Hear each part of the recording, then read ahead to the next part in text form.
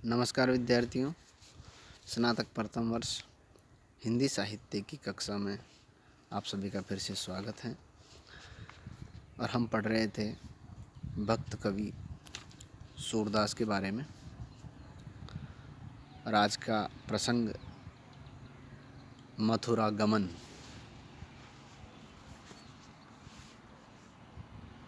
जब कृष्ण को कंस द्वारा मथुरा बुला लिया जाता है तो उसके बाद माता यशोदा का अपने कृष्ण के प्रति जो प्रेम भाव था वो किस प्रकार से इस पद में प्रस्तुत किया है सूरदास ने मथुरा गमन प्रसंग में। पद इस प्रकार से हैं। संदेशो देवकी सो कहियो, हो तो धाय तिहारे सुत की, मया करत ही रहियो, यद्यपि टेव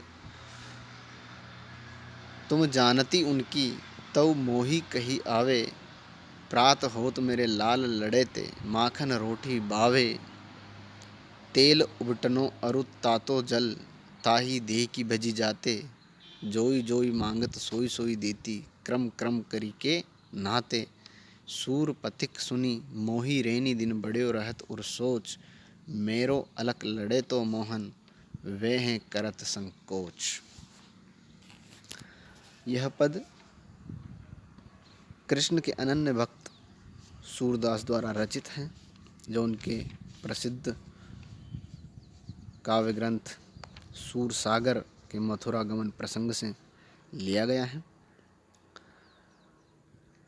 मथुरा गमन यानी कृष्ण के मथुरा चले जाने के बाद या कंस द्वारा कृष्ण को मथुरा बुलवा लिए जाने के बाद पीछे यशोदा कृष्ण के वियोग में व्यथित रहती हैं और फिर वे देवकी के पास संदेश भेजती हैं।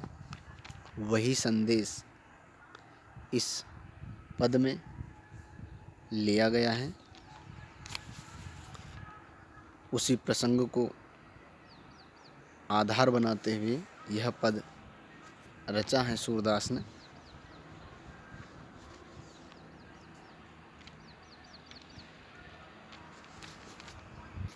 सूरदास कह रहे हैं, संदेशो देवकी सो कहियो।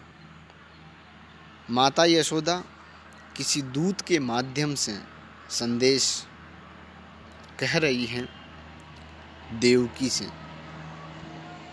क्या कहती हैं कि संदेशो देवकी सो कहियो, कि तुम देवकी से जाकर मेरा यह संदेश कहना कि हो तो दाय तिहारे सुत की, मैं तो तुम्हारे पुत्र की धाय माता हूँ। हो तो धाय तिहारे सुत की, मैं तो तुम्हारे पुत्र की धाय माता ही हूँ। मया करत ही रहियो, फिर भी मेरे ऊपर मया मया यानी दया कृपा, मेरे ऊपर कृपा करते रहना।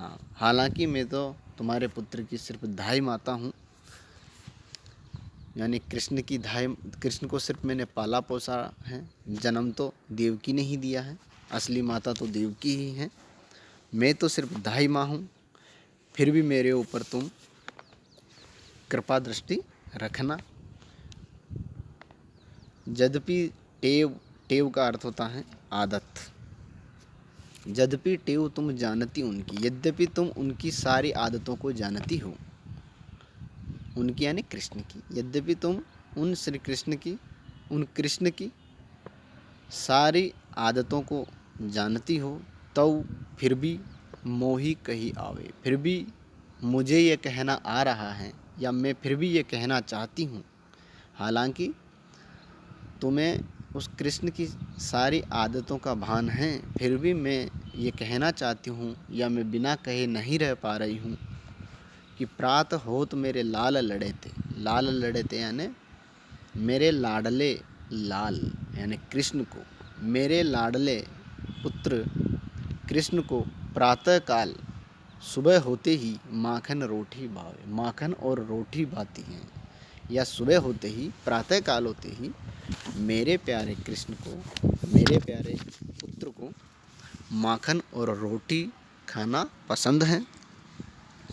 तेल उबटन अरु तातो जल, तातो जल यानी गर्म जल, ताही देखी भजी जाते, वह कृष्ण तेल, उबटन और गर्म जल को देखते ही भाग जाता है। यानी स्नान के समय जब तेल, उबटन और गर्म जल रखते हैं तो उनको देखकर ही वह कृष्ण भाग जाता है। जोई जोई मांगत सोई सोई देती, वह जो कुछ भी मांगता था वही मैं प्रस्तुत कर देती थी, या जो भी उसको खाने में पसंद था वही मैं उसको देती थी। क्रम क्रम करके नहाते, यानी ये सब मैं अपना धर्म समझकर ही करती थी। सूर पथिक सुनि मोही रैनी दिन बड़े रहत उर सोच। सूरदास जी कह रहे हैं पथिक सुनी, संदेशा देते हुए यशोदा कह रही है कि पथिक सुनो, मोही रेनी दिन, मुझे रात दिन, बड़े रहत उर सोच, उर यानी हृदय में, सोच यानी सोच चिंता, बड़े रहत यानी लगी रहती हैं, मुझे रात दिन यही चिंता मेरे मन में लगी रहती है कि मेरो अलक लड़े तो मोहन, मेरे वह प्यारा मोहन, मेरा लाडला मोहन कृष्ण वे हैं करत संकोच, संकोच करता होगा। या यशोदा कह रही हैं कि मुझे रात दिन सिर्फ यही चिंता लगी रहती हैं,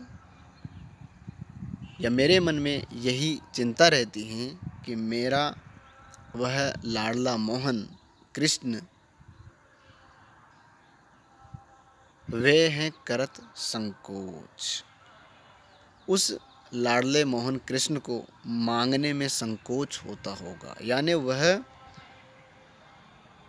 स्वयं कुछ चीज़ मांगने में संकोच करता होगा, वह चाहकर भी वह सब नहीं मांगता होगा जो मुझसे मांग लेता था, या मैं जो उसको दे देती थी वह देवकी के सामने ऐसा मांगते हुए संकोच करता होगा। इस प्रकार इस पद में यशोदा का विरह या अपने पुत्र के प्रति जो स्नेह है, मोह है, जो प्रेम भाव है, वह प्रकट हुआ है। एक माता का हृदय और पुत्र के प्रति जो उनका प्रेम भाव, मोह है, उसका यह अनूठा उदाहरण है। ब्रजभाषा का लालित्य देखने योग्य, पद योजना भावानुरूप, अनुप्रास, विप्सा अलंकार, काव्यलिंग अलंकार का प्रयोग है। धन्यवाद।